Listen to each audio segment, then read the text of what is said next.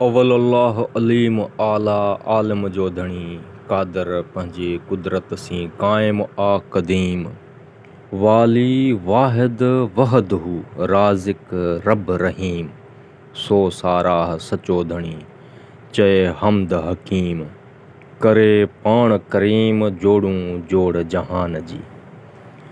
वहदहू ला शरीक लहू जिन अतो सी ईमान तन मञियो मोहम्मद कारणी कल्ब साण लिसान ओ फाइक में फरमान ओतड़ कंहिं न ओलिया ओतड़ कंहिं न ओलिया सतड़ आ सालिम हेकाई हेक थिया अहद सी आलिम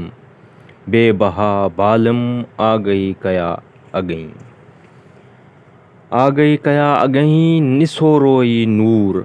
ला खौफ अलैहिम वला हम यहज़नून सचो कोन्हे सोर मोले कयो मामूर अंग अज़ल में उन जो वहदहू जी वधिया अल्लाह सी ओरीन हयो हक़ीक़त गॾियो तरीक़त तोरीन मारफत जी माठ सी ॾस अंदर ॾोरीन सुख न सता कॾहिं वेही न वोड़ीन कलऊं कोरीन आशिक अब्दुल लतीफ़ चए वहदहू ला शरीक लहू ॿुधो न ॿोड़ा के तूं कीअं सुआ जे घट अंदर घोड़ा ॻाढ़ींदे ॻोड़ा जित शाहिद थींदई साम्हा वहदहू ला शरीक लहू उहो विहाइज वई खटें जे हाराई हंध तुंहिंजो ही पाण चवंदई पी भरे जाम जन्नत जो वहदहू ला शरीक लहू ए हेकड़ाई हक़ ॿियाई खे बख जन विधो से वरिया सर धोंदियां धड़ न लहां धड़ धोंदियां सर ना हथ करायो आङरियूं विया कप जी कान वहदत जे वहान जे विया से वधिया आशिक चयम उन खे म कीअं चयम माशूक ख़ालक चयम खाम तूं म कीअं चयम मखलूक सलज तुंहिंजे सलूक जो नाकिसान नंगियो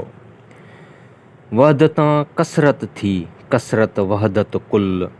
हक़ हक़ीक़ी हेकड़ो ॿोली में भुल हू हला चो हल बा अल्लाह संदो सजणी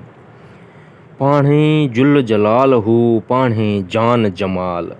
पाणे सूरत पिरीअ जी पाणे हुस्न कमाल पाणे पर मुरीद थी पाणे पाण ख़याल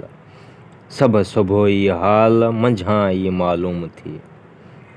पाणे पसे पाण खे पाणे ई महबूब पाणे ख़लके ख़ूब पाणे तालिब तुंहिंजो पड़ाॾो सो सॾ वरवाई जो जीअ लहीं हुआ अॻेई गॾु ॿुधण में ॿ थिया एक कसर दर लख कूड़े कणस कड़खियूं जेॾांहुं करियां परख तेॾांहुं साहिब साम्हूं कूड़े कायाई तुंहिंजूं लखनि लख हज़ार जीअं सभु कंहिं जे सी दरसन धारूं धार प्रेम तुंहिंजा पार कहिड़ा चई कीअं चवां।